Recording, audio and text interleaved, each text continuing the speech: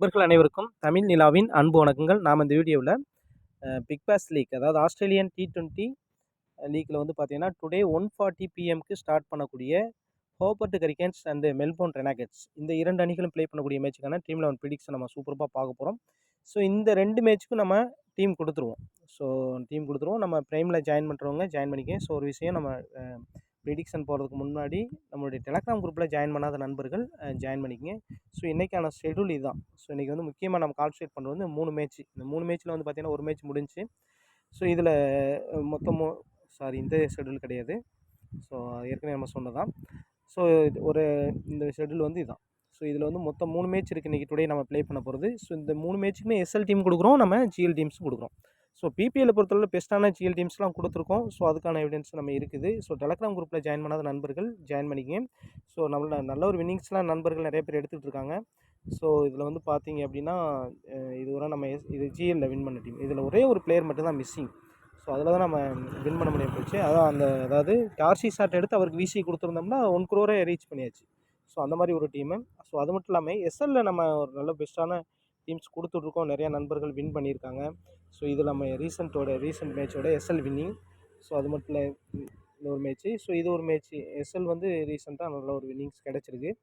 So அதனால் வந்து SL எப்படி ப்ளே பண்ணுறது அதுக்கான விஷயமும் நான் அந்த வீடியோவில் சொல்லிடுறேன். கண்டிப்பாக பார்த்துங்க. உங்களுக்கு நம்ம ப்ரைம் டீம்ஸ் வந்து எஸ்எல் அண்ட் ஜிஎல் ரெண்டுமே கொடுத்துட்ருக்கோம்.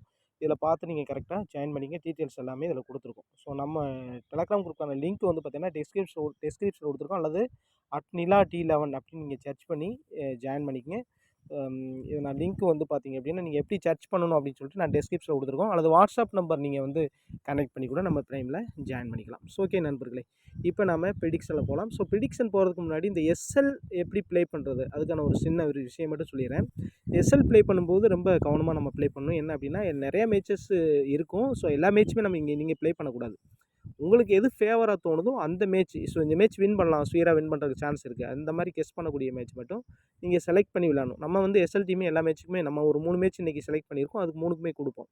ஸோ ஓகே, இப்போ எஸ்எல் ப்ளே பண்ணுறதுல நம்ம இப்போ வந்து ஜிஎல்லில் வந்து பார்த்தீங்கன்னா நான் தொடர்ந்து பெரிய வின்னிங்ஸ் எடுக்க முடியாது. போட்ட அமௌண்ட் வரும், இல்லைன்னா போயிடும். அந்த மாதிரி இருக்குது. நான் ஒரு சில மேட்ச் க்ளோஸாக போகுது. ஸோ அதையும் நம்ம இல்லைன்னு சொல்லிட முடியாது.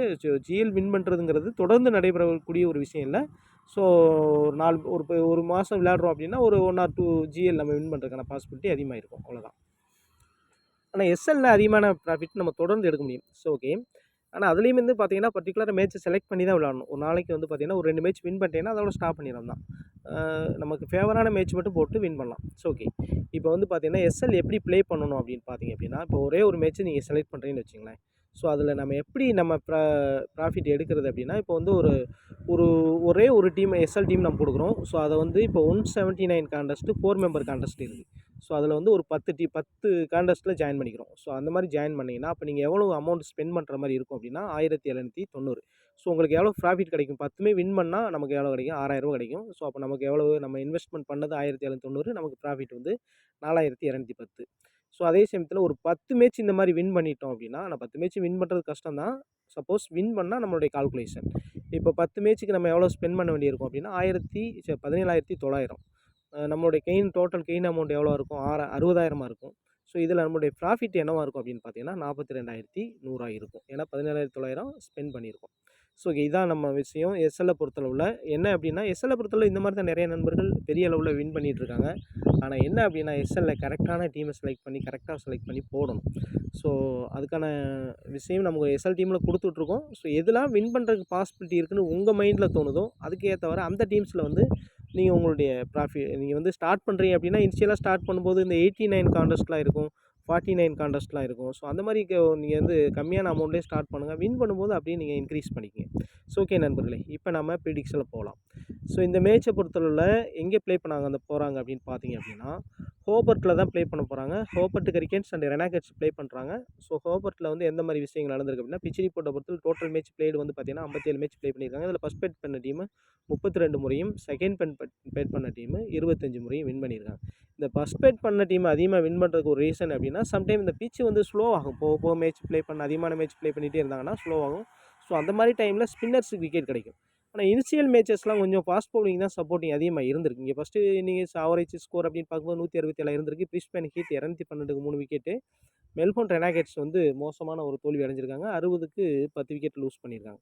இங்கே வந்து பார்த்தீங்கன்னா ஸ்கோரிங் பேட்டர்ன் அப்படின்னு பார்க்கும்போது 180 கீழே 11 முறையும், 150 டு 169க்குள்ள 20 முறையும், 170 டு 189க்குள்ள 19 முறையும், 190 தாண்டி 7 முறையும் நல்ல ஸ்கோர் வந்திருக்கு. அப்போ நல்ல ஸ்கோர் வந்தது ஒரு 160 மேலே ஸ்கோர் வந்தது பார்த்தீங்கன்னா அதிகமான மேட்சஸ் இருக்குது. ஸோ அப்போ இந்த மேட்சினுடைய ஒரு ஃபஸ்ட் இன்னிங்ஸ் ஸ்கோர் அப்படின்னு பார்க்கும்பொழுது ஒரு 167க்கு மேலே இருப்பதற்கான பாசிபிலிட்டி, 170க்கு மேலே இருப்பதற்கான வாய்ப்புகள் அதிகமாக இருக்குது.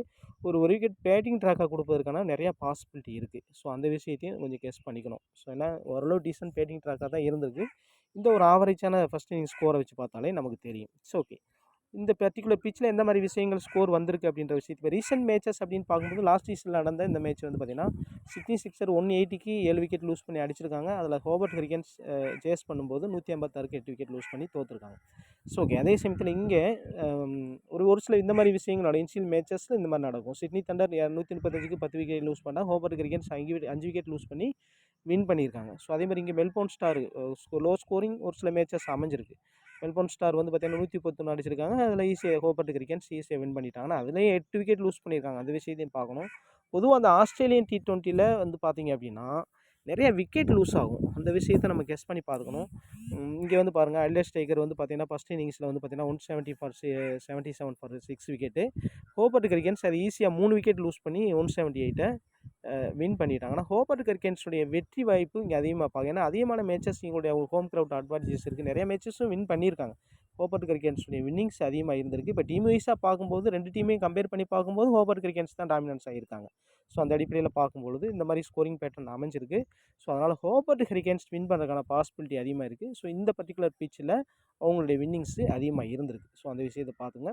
இந்த ஒரு சில ஸ்கோர் கார்டு பார்க்கும்பொழுது ஸோ இங்கே வந்து பார்த்தீங்கன்னா பேட்ரிக் தூலே வந்து பார்த்தீங்கன்னா ஒரு லெக் பிரேக் பவுலர். ஸோ அவரும் டீசெண்டாக ஒரு 4 விக்கெட் எடுத்திருக்காரு. இங்கே நாதன் எல்லிஸு ஒரு நல்ல பெர்ஃபார்மன்ஸ் கொடுத்துருக்காரு.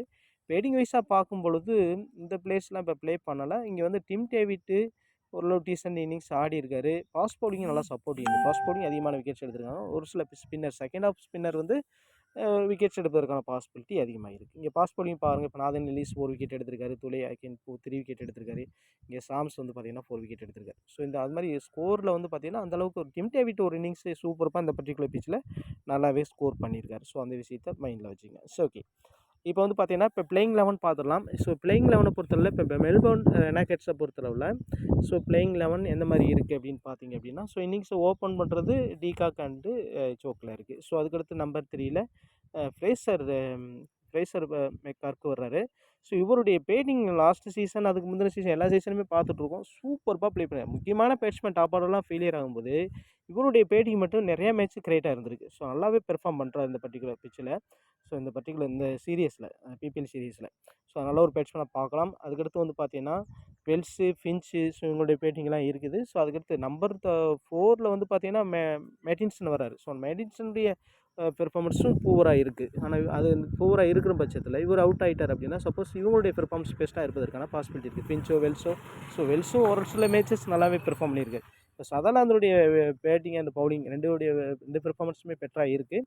அது மாதிரி இங்கே வந்து பார்த்தீங்கன்னா முஜிபுர் ரஹ்மானை வந்து பிக்கிங் வைஸாக கொஞ்சம் கம்மியாக தான் எடுத்திருக்காங்க. ஆனால் அவர் நல்லா பேட் பண்ணக்கூடிய பேட்ஸ்மேன் கூட. அதனால் இப்போ ரீசெண்டாக வந்து பார்த்தீங்கன்னா நிறைய இன்னிங்ஸில் வந்து பார்த்தீங்கன்னா சூப்பராக பேட்டிங் பண்ணியிருக்காரு. பவுலிங்லேயும் வந்து பார்த்தீங்கன்னா விக்கெட் டேக்கிங்கில் கலக்கியிருக்காரு. பிபிஎல் மேட்ச் ஒரு சில மேட்ச் 4 விக்கெட்லாம் எடுத்திருக்காரு. ஸோ அப்படி பார்க்கும்போது நல்லா ஒரு சாய்ஸாக பார்க்கலாம். இவங்க டாப் ஆர்டர் பேட்டிங் இவங்க ஃபெயிலியர் ஆகிற மாதிரி தான் இருக்குது. ஸோ அதனால் முஜிபுர் ரஹ்மானை கன்சிடர் பண்ணலாம். அது மாதிரி ரிச்சர்ட்சன் ஆடம் சாம்பா பொறுத்தளவில் செகண்ட் ஆஃப் பவுல் பண்ணும்போது நீங்கள் வந்து ஒரு கேப்டன் விசியோட ட்ரை பண்ணிப்பாங்க. ஏன்னா அது 17-18வது ஓவர் பவுலிங் பண்ணுறதுக்கான பாசிபிலிட்டி இருக்குது. ஸோ அந்த அடிப்படையில் ஒரு கேப்டன் விசியோட நீங்கள் ரிஸ்கியாக ட்ரை பண்ணலாம். ஆனால் இந்த டீம்ஸை பொறுத்தளவில் ஸோ 11th பிளேயரை பார்ப்போம். இந்த டீம்ஸை பொறுத்தளவு கொஞ்சம் பேட்டிங்கில் ஸ்ட்ரகிள் ஆகிட்டு இருக்காங்க. பவுலிங்கில் ஓரளவு டீசெண்டாக பண்ணிகிட்டு இருக்காங்க. இப்போ வந்து சதர்லாந்து, ஆடம் சாம்பா, கேன் ரிச்சர்ட்சன் அது மாதிரி முஜிபுர் ரஹ்மான் பவுலிங்கில் ஒரு டீசெண்டாக பண்ணியிருக்காங்க. டாம் ரவுச்சர்ஸ் இருக்கார். லாஸ்ட் மேட்ச் அவர் தான் பவுலிங் பண்ணியிருந்தார். ஸோ இந்த மேட்ச் ஏதாவது சேஞ்சஸ் இருக்குமா?